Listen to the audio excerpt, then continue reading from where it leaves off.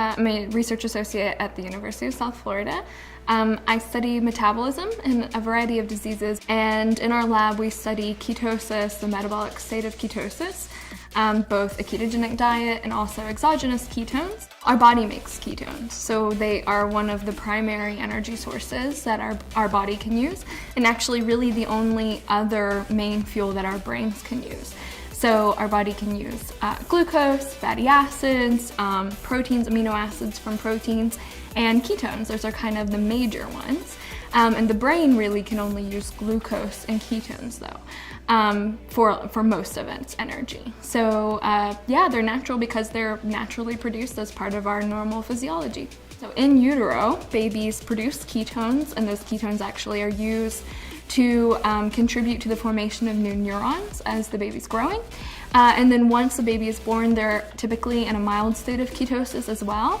And because mother's milk contains a high amount of medium-chain triglycerides, which are ketogenic fats, babies often also have a mild state of ketosis during the duration of when they're being breastfed. So these are triglycerides that have 6 to 12 carbons in their hydrocarbon chain. So that's how we define medium chain triglycerides. That's what MCT means. And that length of their hydrocarbon chains is why they're ketogenic. So they don't get metabolized the normal route that our longer chain fats do. Instead, they pretty much go directly to the liver, and the liver produces part of them, converts them into ketones right there.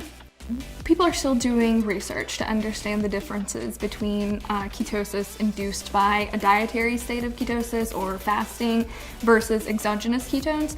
A lot of the research suggests that there are many overlapping paths. If ketones are present in the blood, they get taken up by the tissues and metabolized.